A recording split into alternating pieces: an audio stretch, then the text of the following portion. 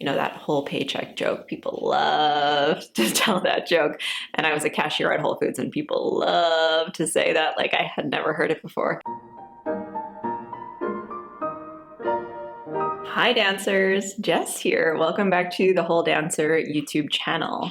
Today I'm really excited to talk about a topic that I think a lot of you are maybe interested in, and it's incredibly practical and can just be helpful for your day-to-day life and budget. It is all about grocery shopping on a budget. If you're in the start of your career, if you're in those early years, if you're not being paid, if you're paying to participate in a trainee program, if you are being paid but not much, grocery shopping on a budget, on a dancer's salary is really important to consider. It can make other life expenses just more manageable. If you have an interest in coaching or working with a personal trainer or getting massages for self-care, periodically, this can be a way for you to save towards some of those investments as well. With that in mind, I do want to just mention that something brand new at The Whole Dancer are 20-minute complimentary coaching calls.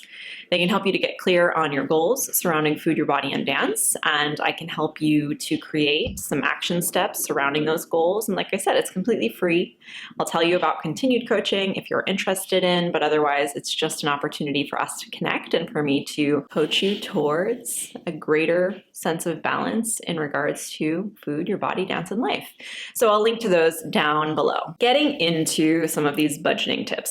I'm a huge budget grocery shopping fan. I always have been. I mean, especially more recently, costs of goods have gone up. I have seen that personally in my family's grocery bill. It's something that I'm into. So I think that my advice here comes largely from personal experience, things I have learned not just from grocery shopping and being a grocery shopper myself, but also from having worked at Whole Foods Market, which is one of the more expensive grocery stores. That whole paycheck joke. People love to tell that joke. And I was a cashier at Whole Foods and people love to say that like I had never heard it before. Right, I have a lot of grocery experience. I do have to say, and I just thought I would throw this in there, for those of you who might be needing a second job, it can be a good idea to get a job at a grocery store where you shop if there's a discount there, because it kind of is built in added money for you, right? If you're saving 20% on every grocery bill, that's kind of like you're making more money if you look at it that way. So it's not a bad idea to consider working at Whole Foods or Trader Joe's or whatever your local grocery store where you do your shopping is.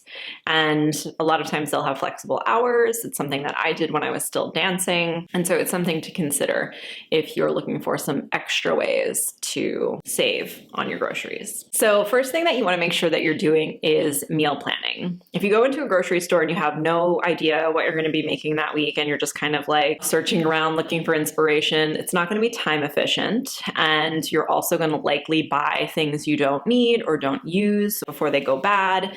You'll just buy excess that you may not actually end up consuming right before it expires or just before it goes bad. So have a plan, and it doesn't have to be super strict, like this is exactly what I'm eating this day, this day, this day, because I think that people generally enjoy a lot more flexibility in their food choices. But say, okay, like these are 5 to 7 dinners I can make this week.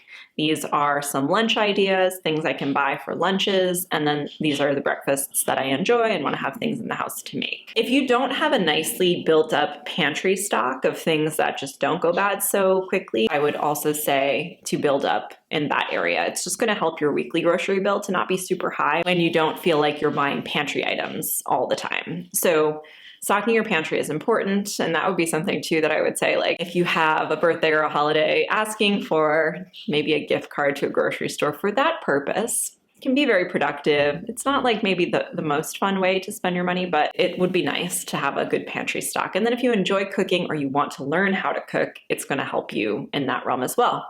I will have another tip on pantry stocking in a little bit, but it is a good idea to have a meal plan and to go to the grocery store with a plan. The whole not shopping while you're hungry thing is worth considering as well.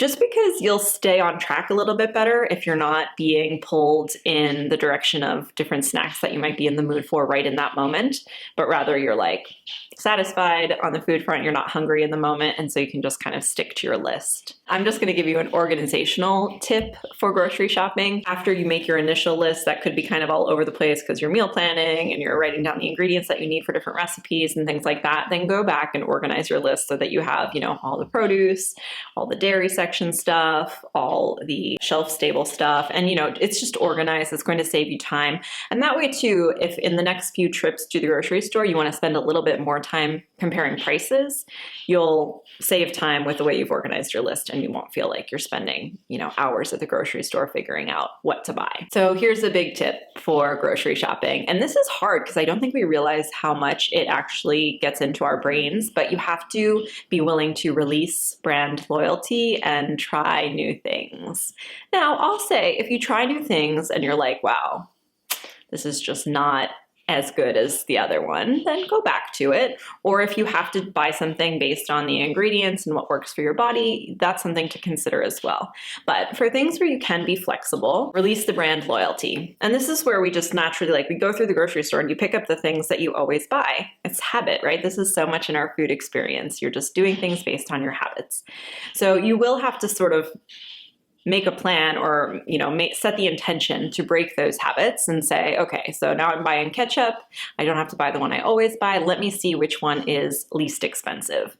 And we can't just take the price tags for face value. What you want to look at in a little box up on the left, they have the price based on a more comparable amount. So the ketchup that you're buying, right? One of them could be 12 ounces. One of them could be 8 ounces, right? And the 8 ounce one might be cheaper, but it's also less. What you want to do then is look up in that little box where it gives you the price per gallon or the price per pound, depending on the unit of measurement, right? And in a lot of cases, it is the same unit of measure, right? So it'd be price per gallon for both of the ketchups.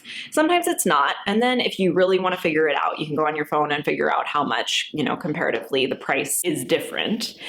But it is really important not to just take those price tags for face value because, again, the 12 ounce one might actually be cheaper because it has 4 ounces more. If you guys are like, I have no idea what you're talking about, just let me know in the comments and I will give you more information on how to actually figure out this cost comparison.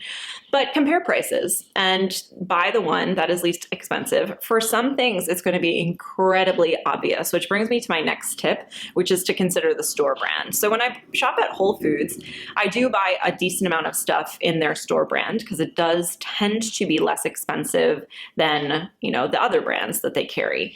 For example, tomato sauce. Oh my gosh, this is a huge one and a very obvious, well, this is, the better value conclusion. One jar of tomato sauce that I was buying was $8.99. And the Whole Foods brand was $2.29. And for a very long time, we just love this one tomato sauce. We were not willing to try the Whole Foods brand. We just couldn't give into it. And then finally I was like, this is too big of a price difference. We really should try the Whole Foods brand. And you know what? We really like it. And so now that's what we buy consistently.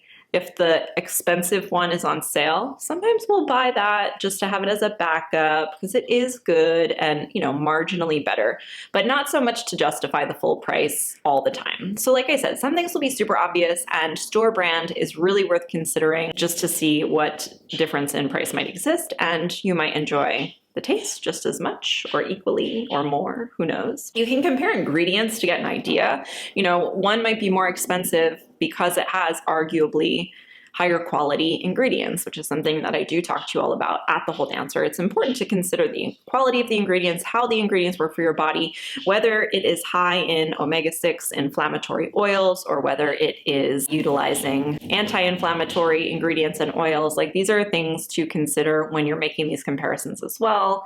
More info on that for sure is on the Whole Dancer blog. And if you have questions about that, you can also comment or send me a message or email as well. Shop in bulk bins if they're available. And this is something where you still probably need to do some price comparing and see if the bulk is always a better value, because it's not always. It's tricky that way where some items, it's very obviously less expensive to buy bulk.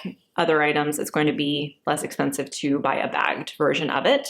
Benefits of the bulk are that if you bring reusable containers to the grocery store, which you can do, then you are not also using tons and tons of different plastic bags and packaging when you're doing your grocery shopping. So that's just an added consideration as well. But look at the bulk bins, compare prices there. I mean, it's also nice because if you need a small amount of something that you don't think you'll be using much of moving forward, like sometimes there are spices in bulk or nuts that you don't really eat or snack on, but that you're using for a recipe, and just buying exactly how much you need can be a nice way to save money. Where if you buy a big bag of nuts because you're going to eat them as a snack, it can be like $9 or $10. In the bulk bin, if you need a quarter cup of these nuts, you can buy just that amount and you're going to save a lot of money on that week's grocery bill. In addition to price comparing with store brand and bulk and shelf and all of that, it's also a good idea to consider sale items when they come up. And it also might be an instance where, like I said with my tomato sauce, when the one we maybe prefer a little bit is on sale, sometimes I'll buy that. But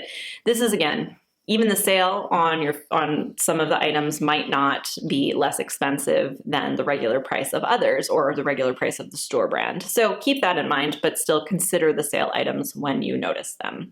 Sale items are great for snacks if you want to make sure that you're incorporating lots of variety and different foods in order to cover your nutritional bases in snacks. It's a great idea to buy your snacks based on what's on sale and say, okay, like each week I buy a different trail mix depending on what's on sale, or I'll buy cereal as a snack when it's on sale, something like that. And so it can be a nice way to, again, add a little bit of flexibility into your grocery shopping as well. It doesn't have to be super strict all the time. This is exactly how I do it. I can only buy these things on my list. Your snacks might be an area where you allow a little bit more wiggle room and you let yourself, make sure that your grocery trip stays kind of fun. I mean, which is like, I don't know if you guys find grocery shopping fun at all, but I do. I just like food, so maybe that's it. But think about ways that you can increase or allow for flexibility in your grocery shopping trip as well. It's a great idea to consider farmers markets or CSAs if those are available to you. CSA is community sponsored agriculture, and these are, farm shares. And so if you have farms nearby, they might not be super close, but sometimes the farm itself will travel in, 45 minutes to a suburb or a more urban area and bring their farmed goods to those areas. And when you have a membership, you get a full box of whatever it is that they've produced that week. So it's grown close to home, it's fresh, and it's seasonal. These are some of the best things to consider as far as price goes.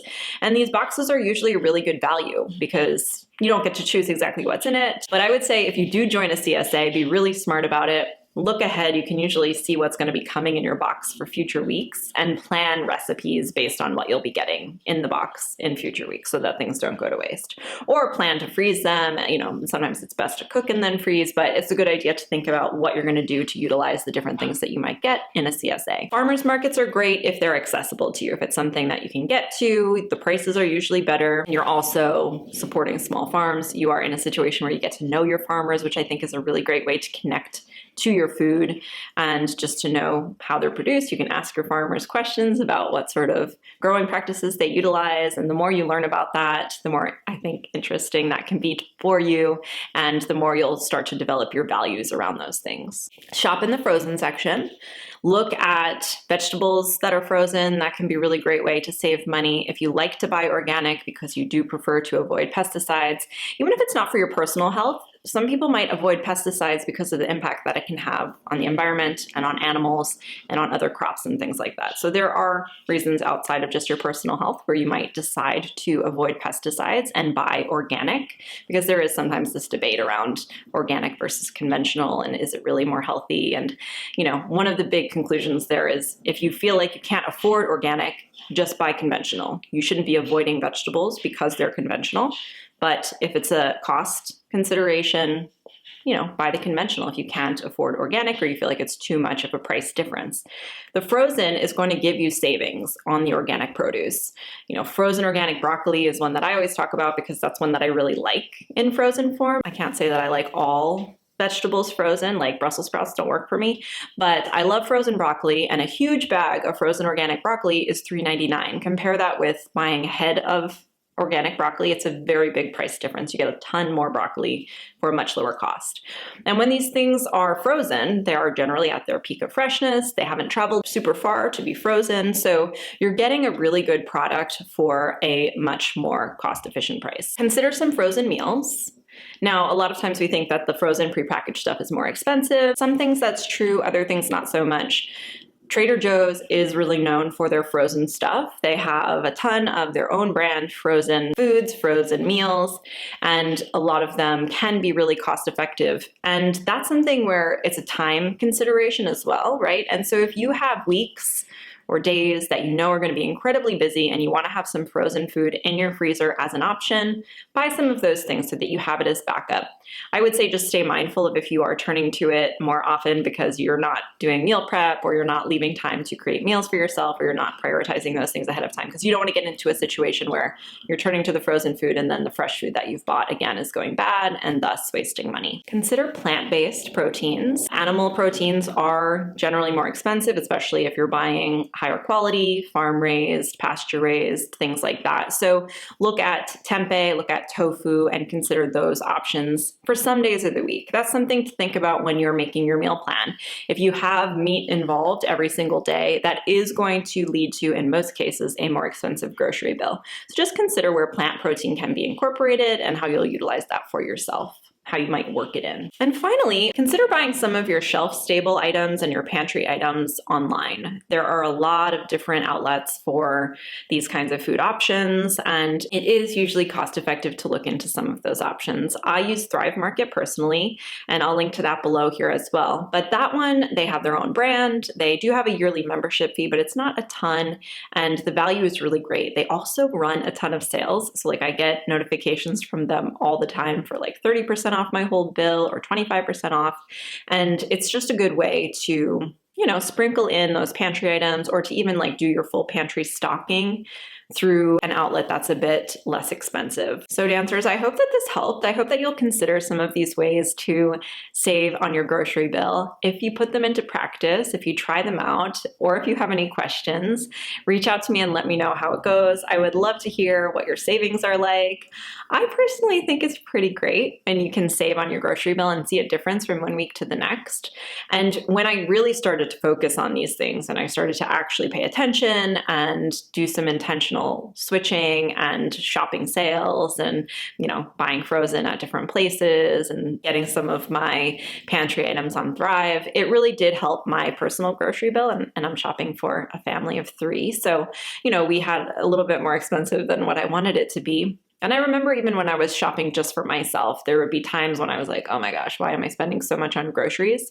So give these tips a try and see how they work for you. I'd love to hear, like I said, what your savings are like. Thanks, dancers. Give this video a thumbs up and make sure you hit subscribe so that you never miss a video here over at The Whole Dancer. I'll see you next time.